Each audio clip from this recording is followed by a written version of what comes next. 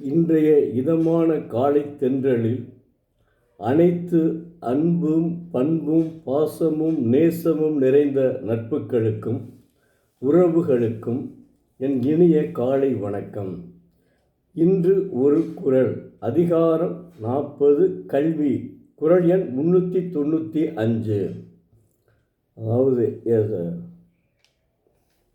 அதாவது நான் ஏற்கனவே ஆள்வினை உடைமையை பற்றி பேசிவிட்டேன். ஆள்வினை உடைமையில் முதன்மையானது திருமகள் தான். அதிலே ஒரு குறள் வந்திருக்கு, திருமகள், அதை பற்றி. அந்த மாதிரி இது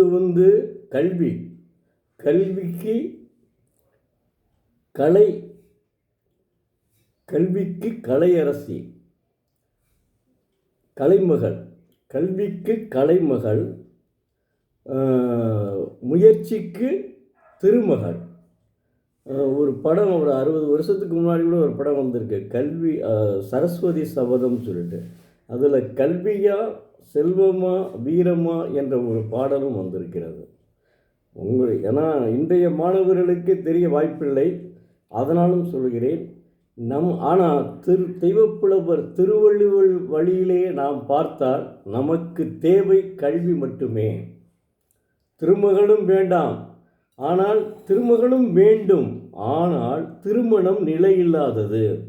இன்று நம்மிடம் இருக்கும், நாளை ஒருவனிடம் இருக்கும். எந்த சூழ்நிலையாவது அப்படி வருவதற்கு வாய்ப்பு உண்டு. இவன் எவ்வளவுதான் கஞ்சத்தனம் பண்ணாலும் அந்த பணம் சென்று போக வேண்டிய இடத்தில் சென்று போய்விடும்.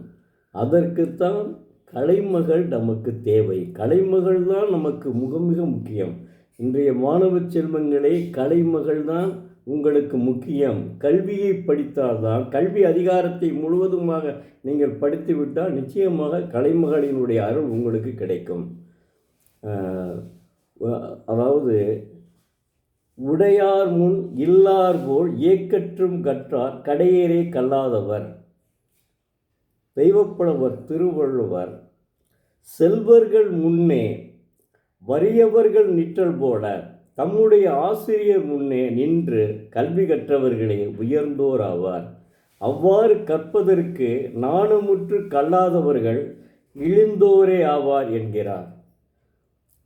நம்ம கல்வி கற்கையில் அவங்கள்ட்ட நம்ம பணிஞ்சு தான் கேட்கணும். நம்ம தாய் தகப்பன் இப்போ பெரும்பாலும் கிராமத்தில் உள்ளவர்கள் தாய் தகப்பன் ரொம்பவும் படிச்சிருக்கிறது வாய்ப்பு இல்லை. அதனால் என்ன செய்யணும்னா, நம்ம இப்போ நகரத்தில் படித்தவர்கள் இருப்பார்கள்.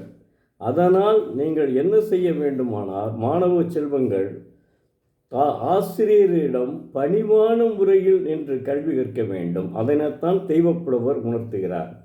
உதாரணத்திற்கு, ஒரு கிராமத்திலே ஆரம்ப பள்ளிக்கூடத்திலே அப்போலாம் என்ன செய்வாங்கன்னா, இந்த வாய்ப்பாடுன்னு இப்போ தான் கால்குலேட்டரே வந்துருச்சு, அதை அடித்தா வந்துருமே. அப்போ வாய்ப்பாடே உண்டு. 16 வாய்ப்பாடு, 20 வரையும் இருக்குது. ஆனால் 16 வரையும் சொன்னால் போதும். அதை காலையில் ஒரு கேட்பார் ஒருத்தர். நீ காலையில் எழுந்திரிச்சோன்னா ஒருத்தன் மானிட்டர் மாதிரி ஒருத்தன் இருப்பான். அப்போ எல்லோரும் ஒவ்வொருத்தராக ஒன்று சொல்லணும், அவனும் சொல்லணும், இப்படியுமா இருப்பாங்க. அப்போ அவர் ஆசிரியர் வந்த உடனே என்ன கேட்பாருன்னா, இந்த வாய்ப்பாடை சொல்லணும்னு கேட்பார். ஒருத்தனை கூப்பிட்டு, இப்போ அவ்வளோ பேர் இருக்கும், இப்போ ஒரு 25 பேர் ஒரு வகுப்பில் இருக்கான்னு வைத்துக்கொள்வோம், அரசு ஆரம்ப பாடசாலைகள். உடனே என்ன செய்வாங்கன்னா, ஒருத்தனை கூப்பிட்டு கை நீட்டுவார். நீ 7ஆம் வாய்ப்பாடை சொல்லுன்னு சொல்லுவார். இவன் 1 7 7 7 14 அப்படின்னு சொல்லிகிட்டே இருக்கணும். கடைசி வரை திக்காமல் சொல்லணும். இடையில் ஒரு திக்கல் வந்தால் கூட போதும், உடனே கையில் பிரம்பு பெருசாக வச்சுருப்பார். இதுக்கே சொல்லுவார், பிரம்பு, அந்த பிரம்பை எடுத்துகிட்டு வான்னு சொல்லுவார். ஒரு கையை நீட்ட சொல்லி அடிப்பார். நமக்கு உயிரே போகிறது மாதிரி இருக்கும். நான் அடி வாங்கியிருக்கேங்க. மனக்கணக்குன்னு ஒன்று போடுவாங்க, அதுலேயுமே அடி வாங்கியிருக்கேன். ஒரு சொல்லி உடனே அந்த நேரத்துக்குள்ளே வச்சுருங்க அப்படின்னு சொல்லுவாங்க. உடனே கீழே வைக்கணும். அதை வச்சுருந்தாலும் தப்பு அதுக்கு. அந்த மாதிரி அப்படி கற்றால்தான் நாம் நன்றாக கற்க முடியும். ஆனால் இன்றைய நமது நகைச்சுவை மன்ற தலைவர் தான் அடிக்கடி சொல்லுவார். என்ன சொல்லுவாருன்னா, இப்போ பையங்களை பார்த்தாலே நமக்கு பயமாக இருக்குங்க அப்படின்னு சொல்லுவார். அந்தளவுக்கு மாணவர்கள் இருக்காங்க. ஏதாவது தவறான பேசிட்டாங்கன்னா உடனே என்னை இப்படி செஞ்சிட்டாரு அப்படின்னு சொல்லிட்டு வேறு தவறுதல் உருவாக்க முற்படுவார்கள் அப்படின்னு சொல்லுவார். அதனால் நீங்கள் நன்றாக கற்க வேண்டும். கற்க வேண்டியவைகளை கசடர கற்க வேண்டும்.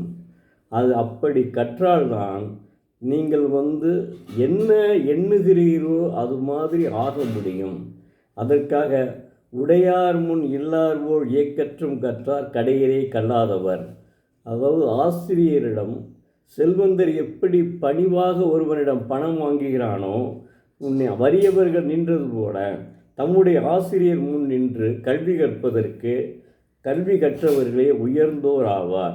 அதுக்கு தான் ஒரு உதாரணம் சொன்னேன், வாய்ப்பாடு சொல்லியிருந்தார். அப்படி படித்த ஒருவன் அவன் என்ன செஞ்சான், அதனை பொறுத்து கொண்டு அவன் நிற்க வேண்டும். அப்படி கற்ற ஒருவன் தன்னுடைய கல்வித்திறன் அடிப்படையில் தலைமை கல்வி அலுவலராக ஆகி வாழ்க்கையிலே உயர்நிலைக்கு வந்தான். அதே பள்ளிக்கூடத்திற்கு சீஃப் எஜுகேஷனல் ஆஃபீஸர்னு ஆங்கிலத்தில் சொல்வார்கள். அதனால் தமிழில் தலைமை கல்வி அலுவலர். வாழ்க்கையில் அதே பள்ளிக்கூடத்துக்கு அவர் வர்றாரு. இன்னைக்கு டிஓ வரார். நீங்கள் கலெக்டர் கூட பெருசாக நினைக்குமா, டிஓ வராருங்க, இன்றைக்கி டிஓ வருவாருங்க, எல்லோரும் கரெக்டாக வந்துருக்கணும், நல்ல சட்டை போட்டு வரணும், அப்படி இருக்கணும் இப்படி இருக்கணும் அப்படின்லாம் சொல்லி நம்மளை வற்புறுத்துவாங்க. ஏன்னா அவர் இதாக இருக்கக்கூடாதுன்னு சொல்லிட்டு அதே பள்ளிக்கூடத்திற்கு அந்த டிஓ வந்ததாக ஒரு உதாரணம். டிஸ்ட்ரிக்ட் எஜுகேஷனல் ஆஃபீஸர் ஆகிட்டான். இப்படி படித்தவன் ஆசிரியரிடம் மன்றாடி படித்தவன் செல்வந்தர் முன் வறியவன் எப்படி வருந்தி பணம் கேட்கிறானோ அதுபோல நாம் வருந்தி கற்றால், ஆசிரியரிடம் கற்றால் நிச்சயமாக நாம் உயர்ந்த பதவிக்கு வர முடியும். அதை தான் ஒரு தடவை நம்ம நகைச்சுவை மன்ற தலைவரோடு பேசும்போது சொல்லுவார். ஒரு தடவை பேசிகிட்டே இருக்கையிலே இடையிலே ஒருத்தன் அவருடைய காலை கும்பிட்டு விழுந்தானா. என்னன்னு கேட்கல, என்ன வரும் தெரியும், நான் பேசிகிட்டு இருக்கேங்க. இல்லை ஒன்றும் இல்லையா, நான் உங்களுடைய மாணவன், தியாகராஜ கல்லூரியில் உங்களுடைய மாணவன் அப்படிங்கிறான். இவருக்கு சன்னாயிருக்கான். ஏன்னா அவ்வளோ பேர் உட்காரத்துக்குரிய அரங்கத்துக்குள்ள அவருக்கு எவ்வளோ பெருமை பாருங்கள். ஒரு ஆசிரியருக்கு எவ்வளோ பெருமை பாருங்கள். ஒரு தமிழ் பேராசிரியர் அங்கே படிச்சுட்டு அவன் டிஸ்ட்ரிக்ட் எஜுகேஷனல் ஆஃபீஸராக இருக்கான். அவன் என்ன செய்யறான், அவன் தான் எல்லாம் மதிக்கிறாங்க அந்த ஊரில். அவன் இவர் காலில் விழுகிறாரு அப்படின்னு அவர் சொல்லுவார். அந்த மாதிரி ஒரு மனப்பான் நிச்சயமாக ஏற்படும். அதோட மாற்றமே கிடையாது. கல்விக்கு மட்டும் அதான் இந்த சரஸ்வதி சபதம்னு ஒரு படம் 50 ஆண்டுகளுக்கு முன்பு வந்த கல்வியா செல்வமா வீரமா.